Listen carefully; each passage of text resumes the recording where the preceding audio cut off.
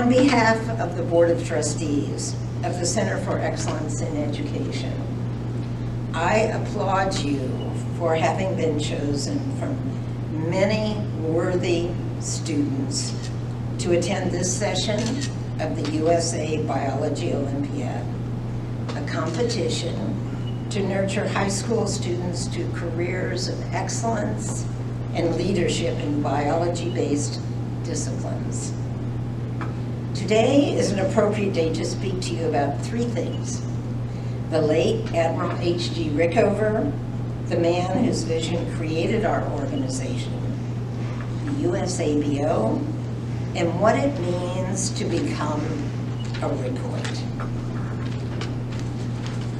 The Center for Excellence in Education, formerly the Admiral H.G. Rickover Foundation, was organized in 1982 when the Admiral, a Jewish immigrant from Poland, 82 years of age, retired after having served 64 years in the U.S. Navy. He was the father of the U.S. nuclear-powered Navy and developer of civilian uses of nuclear power. He helped to set up nuclear engineering departments at leading colleges and universities throughout the country. He established his own graduate program for officers in nuclear engineering and physics, and wrote books on Russian, Swiss, and U.S. education. Extending his interest to secondary education, Admiral Rickover wanted to establish an intensive and unique environment for high school scholars at no cost to them. And one of those programs is the Biology Olympiad. I assisted the Admiral to prepare the legal framework and to organize the foundation. Together, we traveled from coast to coast and to Israel and China and met with European educational experts. We structured the foundation consistent with our ideas and philosophical principles for excellence. Dr. Glenn Seaborg, Nobel laureate in chemistry, Dr. Julian Stanley, the founder of CTY at Johns Hopkins University, and many others helped to develop the Center for Excellence in Education.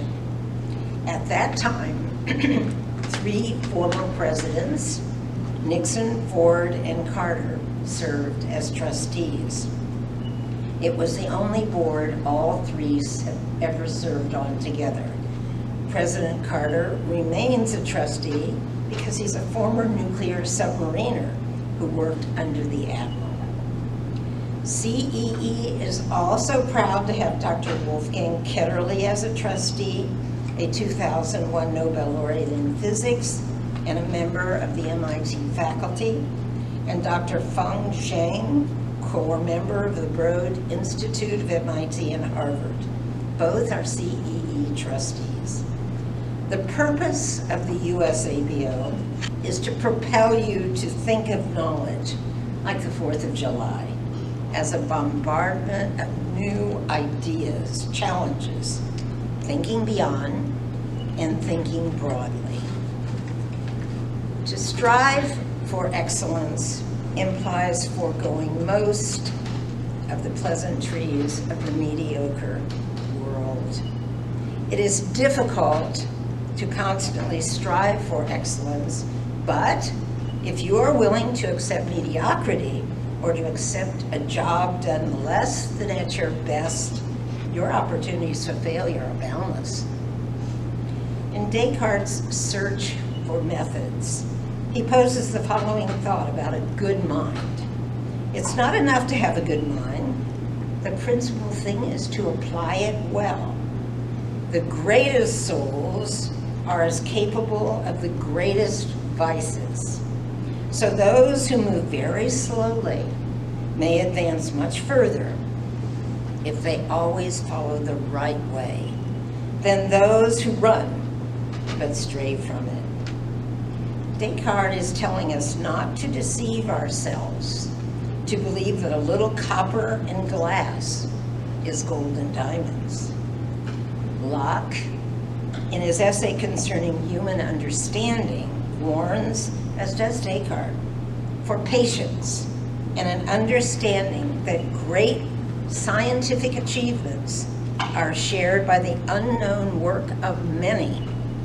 Locke says that many great works will have begun by chance, are continued by entreaty, written in incoherent parcels, and after several instances and intervals of neglect, resumed again as humor or occasions. Darwin's contributions are perhaps the supreme example of this. Locke further stated that the commonwealth of learning is not without master builders whose mighty designs in advancing the sciences will leave lasting monuments to the admiration of posterity.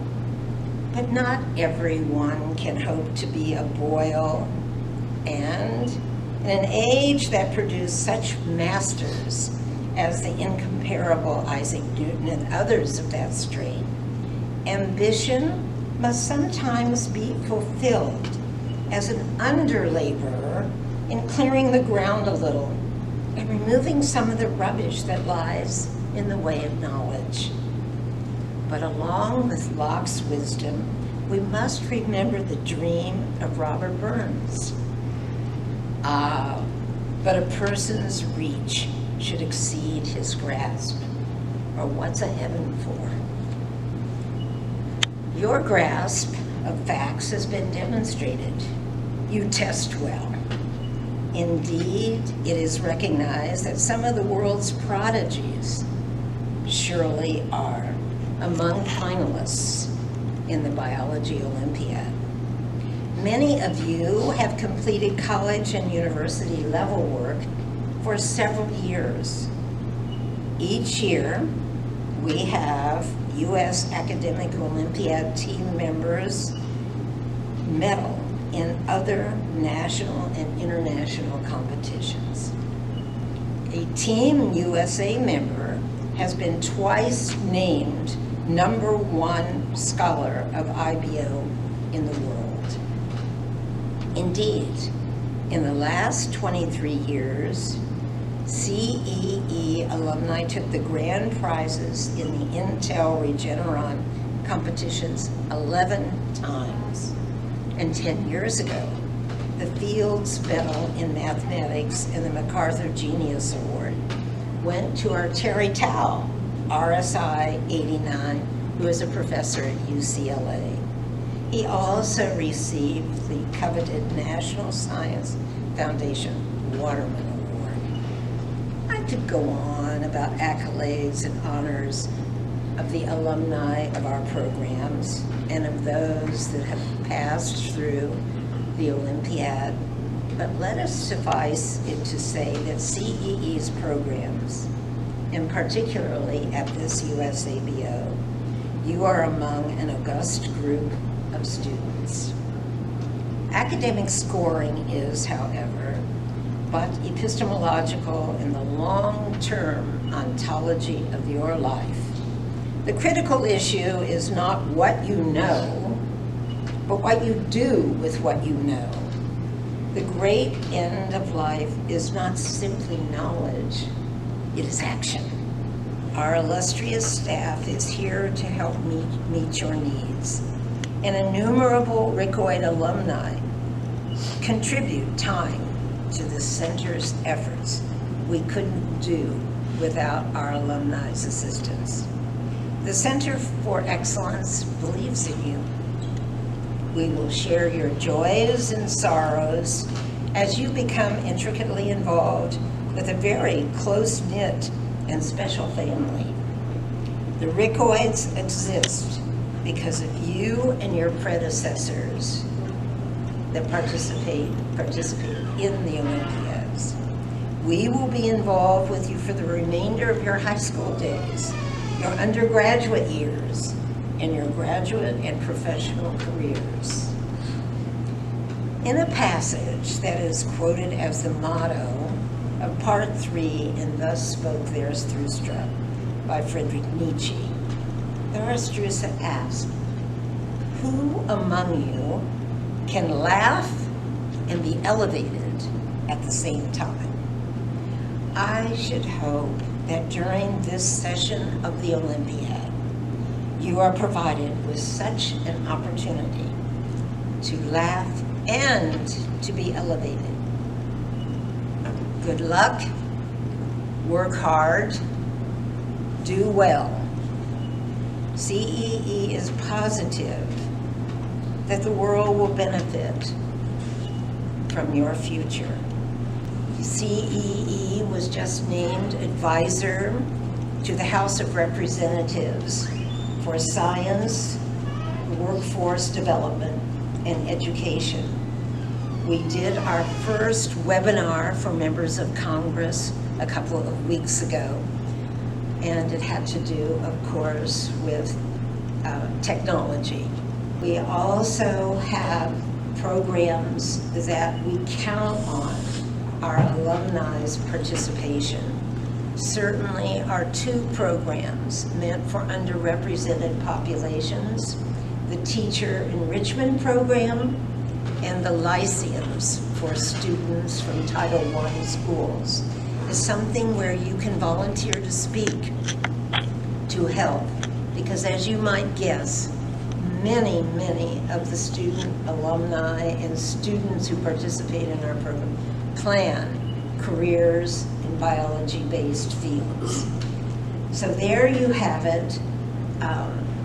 It is exciting to be with you to see the start of this program and see it come to fruition after our director, Kathy Frame, and Olivia have worked so hard to present to you, for you, the cutting edge questions and things and issues that you will talk about and work with and solve, hopefully.